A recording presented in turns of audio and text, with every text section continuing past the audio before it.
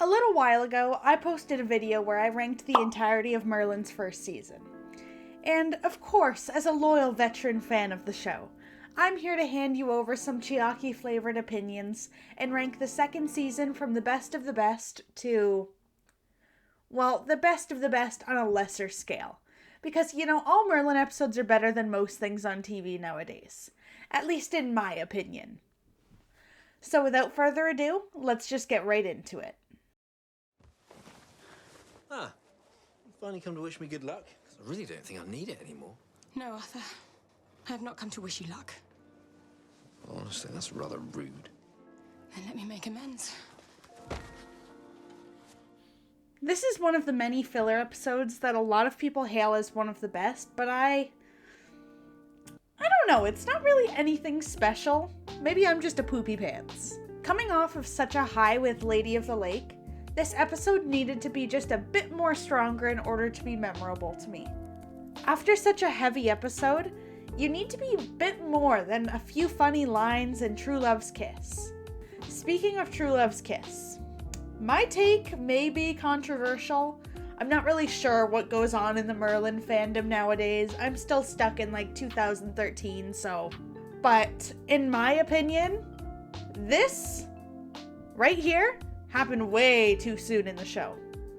To me, the pacing of Arthur and Gwen's relationship was exponentially fast. They had a few scenes in season 1, but nothing too crazy. So why in season 2 is it all of a sudden true love? I feel like for the main romantic pairing of the show, they deserved a bit more than one season of falling in love.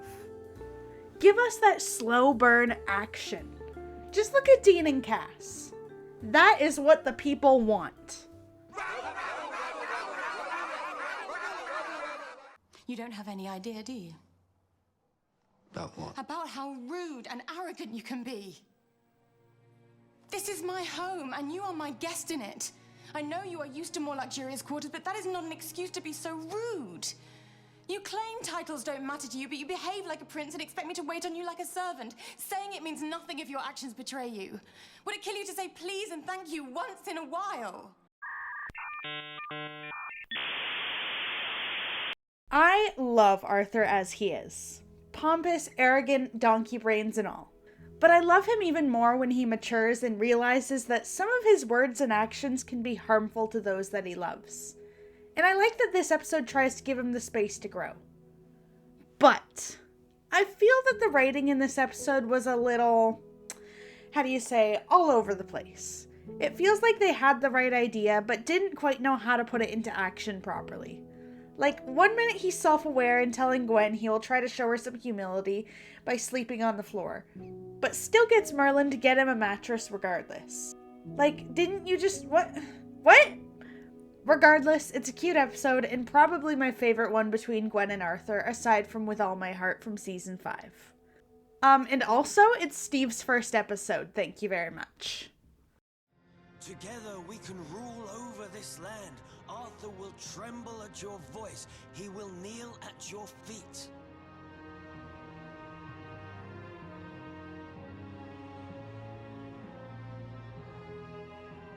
I don't want that. You'd rather be a servant. Better to serve a good man than to rule with an evil one. This one is definitely the weakest of all the season premieres, but it's not bad by any means. Just not what you would expect of a season premiere. It just feels like any other episode, and honestly, if it was just any other episode, I probably would have enjoyed it more. But when you're up against the greatness of all the other premieres, yeah, you're not gonna look too hot in comparison. This episode is a very funny one, actually, thanks to only Merlin and his bitterness towards possibly being replaced. Like, I can't even imagine what was going through Arthur's head when Merlin just started beating Cedric up. Speaking of Arthur, this episode is actually a good display of, 1, how far Arthur's loyalty to Merlin has to go. It's so different in comparison to A Servant of Two Masters with George. I don't know, it's just a good episode, but could have been better if it didn't have the weight of being a premiere episode on its shoulders. Next. Why are you defending this man? He was a sworn foe of Camelot. You know this. Is it any wonder he wanted you dead? You who have persecuted his kind day after day, year after year. I will hear no more of this, Morgana. Because you're an arrogant fool. You were deaf and blind to the very needs of the people you profess to serve and protect. The people will tolerate it no longer. I said enough! They are rising up against you. From this day forward, I do not know you. From this day forward, I disown you. You will go to your chambers!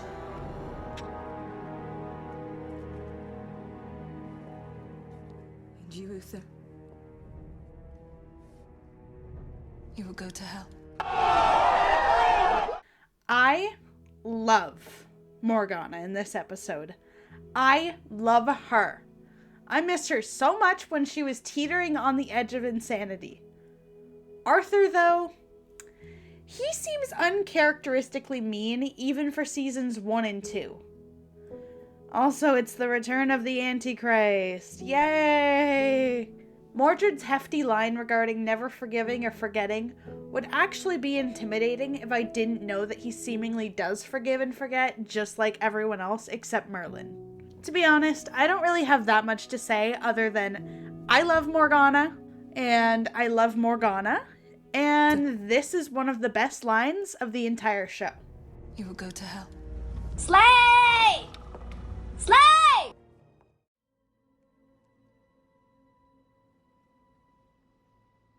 What was said at the woods? You can trust me, Morgana. I won't tell anyone. Thank you, Merlin. I know now who I really am. And it isn't something to be scared of. Maybe one day people will come to see magic as a force for good. What a fitting title, considering that Morgana is a nightmare incarnate. To be real, though, I don't have much to say about this episode other than it was very entertaining for the most part. Arthur questioning Merlin about flowers and tokens of affection was a different kind of funny. I will say, I kind of wish Morgana stayed with the druids. She could have done so much good if her heart hadn't become drenched in anger and resentment. It also makes me wonder, if Merlin had helped Morgana and confided in her about his powers, would she have still gone to the dark side? Come on, BBC. Merlin needs its own what-if show. The sorcerer laughs in your face. Even now, magic flourishes on the streets of Camelot. I scarcely believe it. Yet it is the truth, my lord. Fortunately, I've utilized every facet of my craft to bring this matter to a swift resolution. The sorcerer. You have a suspect? Well, I do, my lord. I regret to say they stand among us in this very room.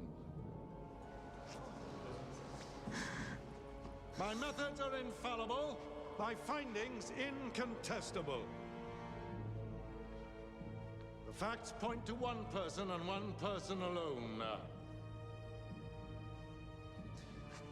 The boy, Merlin. Merlin. Yet again, a fantastic episode that just could have been better. How? Honestly, I don't know. It feels like something is missing. I can't seem to name what that thing is, though. I guess maybe I just wish Gwen knew about Merlin's magic. I feel like it would have added an extra layer to this episode and just the series as a whole if she knew. I don't know. I just feel like there's this missing piece, which makes me really sad because I love the episode, and unlike some of the other early antagonists of one-off episodes, this dude is actually a very intimidating one, and I love him for it. Also, everyone's disbelief over Merlin being a sorcerer. You poor people.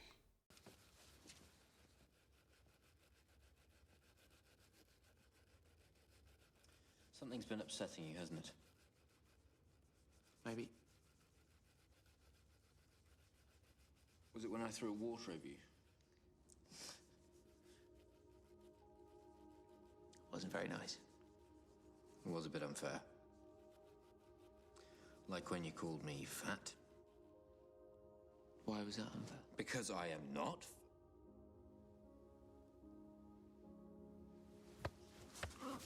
Ow! Still think I need to get in shape. No!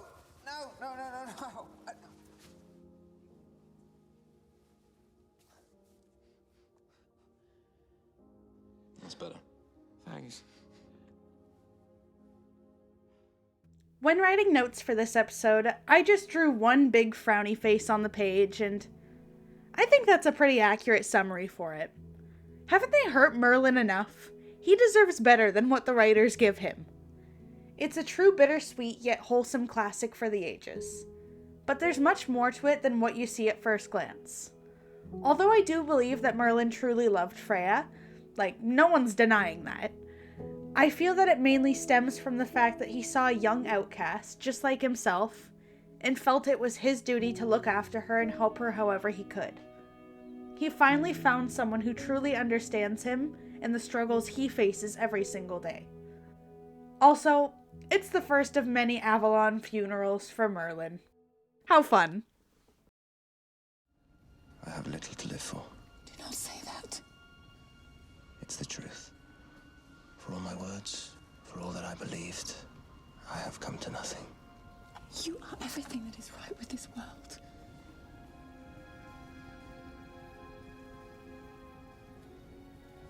I did not know you felt that way.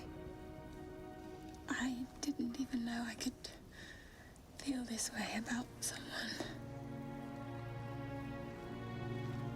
Then you have given me a reason to live. Oh, I just love this episode. Oh my god. Oh my god. Oh, what can I say? It was made for me, and me only, and I absolutely adore it.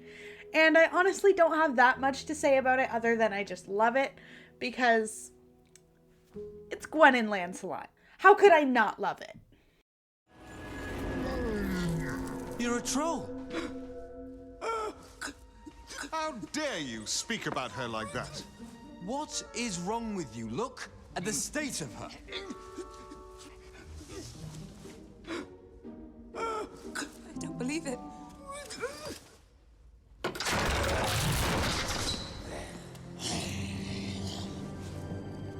She just ripped a door off its hinges. Doesn't that tell you something? Enough!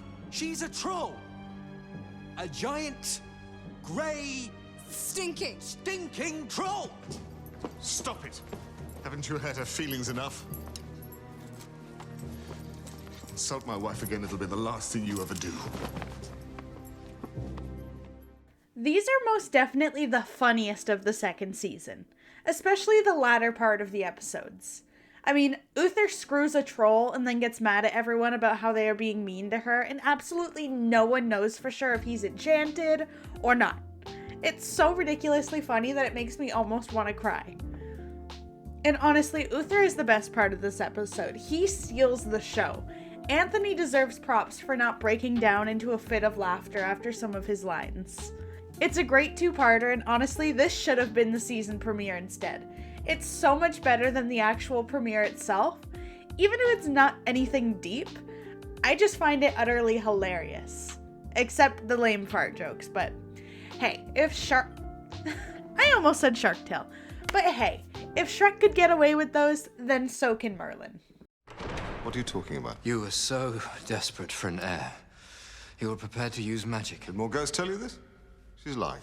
My mother is dead because of your selfishness and arrogance. Her blood is on your hands. No, that's not true. But Morgause would have you believe that. This is what fuels your hatred for those who practice magic. Rather than blame yourself for what you did, you blame them. You would believe a sorcerer's lies over the word of your own father? I can only think that Morgause has enchanted you. You have hunted her kind like animals. How many hundreds have you condemned to death to ease your guilt? Those who practice magic will stop at nothing to destroy us. I have only done what is necessary to protect this kingdom. You speak of honor and nobility. You're nothing but a hypocrite and a liar! I am your king and your father. You will show me some respect. This has got to be one of the most intense Merlin episodes from start to finish. The scene where Arthur nearly kills his own father is most definitely one of the best scenes in the entirety of the show. Between the acting, the writing, Uther's manipulation, Merlin's "Arthur, look at me, this isn't you," and the direction, it's just flawless. This one just has absolutely everything you could ask for. Action, comedy, heart, continuity, and all of that other good gushy stuff that we love to see. This is Morgause's first episode, and honestly, her and Arthur in this episode act like Wendy and Cartman in the best show ever, and ever since I first thought of that, it's all I can see. This is also the only episode where I genuinely really like Morgause. After this, she just becomes Morgana's creepy sister, and they kind of give off lesbian vibes, but they're sisters, so I don't really know what they were going for there, but it's a little uncomfortable. Now, let's move on before I go into a deep dive that I can't escape from.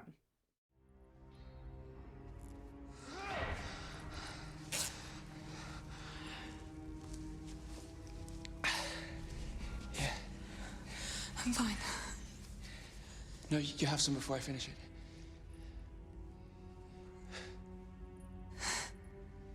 Thank you.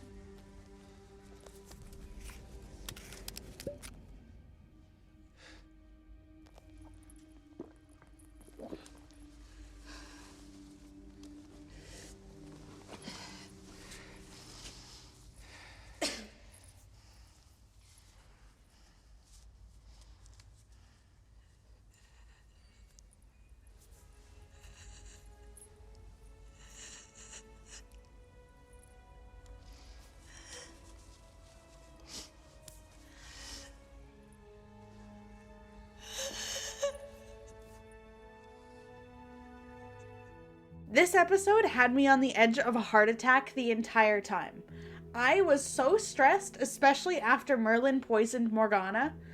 Like, the moment she drank it, my stomach dropped. Even after rewatching it a million times, I still get so stressed from it. Is this how Merlin feels all day, every day? Because I hate it. I love this episode, I just hate how it makes me feel. I think that's a pretty good way to sum it up. It's so good, it's so intense, but it's almost too much, but also not enough at the same time. Like, I don't know how to describe how I feel about it. I just love it. But Merlin, why would you set the dragon loose? You're just making matters worse and you're just stressing me out more. Let's move on to the next one before I have a frickin' heart attack. I have shown you mercy! Now you must do the same to others! Young warlock, what you have shown is what you will be. I will not forget your clemency. I'm sure our paths will cross again.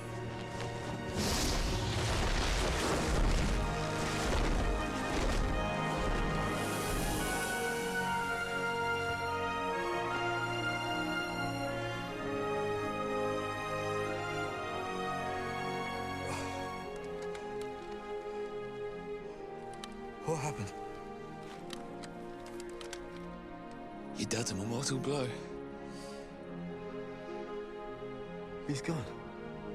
Yeah. You did it.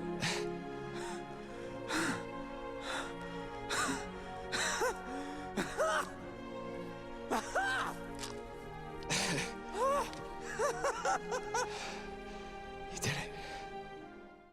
This episode introduces the audience to two very important facts. 1. Merlin's father is the last Dragonlord named Balinor.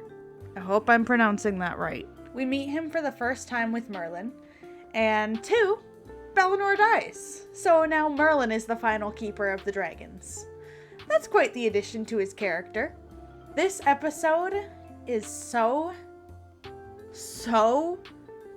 good.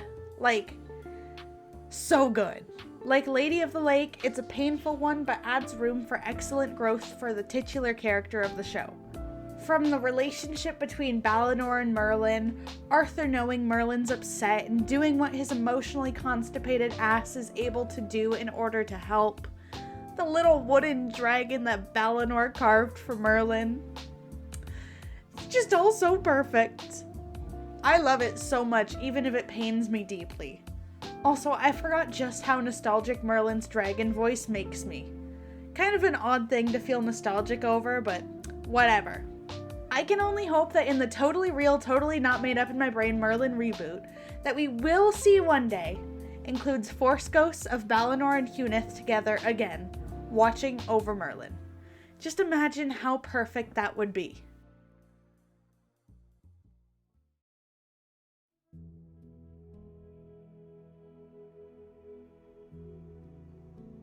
At the end of the day, all of these episodes are amazing. And to be honest, it was kind of hard to rank a few of them because so many of them are on the same level. However, I think the 2 final episodes of the season absolutely outshine the rest. Those 2 are 100% some of the best out of the show's entire catalog. This season is the last before the show begins to take a bit more of a darker turn. It's the final chapter before Merlin is forced to mature due to destiny and all that great stuff. In hindsight, it's a little painful to watch, especially the happier episodes. Again, like I said last time, let me know your Merlin opinions in the comment section below, because I absolutely love discussing anything and all things Merlin, even if we disagree heavily. So stay tuned for Season 3 because, of course, there's a lot to say about that one too. Just wait until we get to Season 4 and 5. Whew! Those are gonna be long.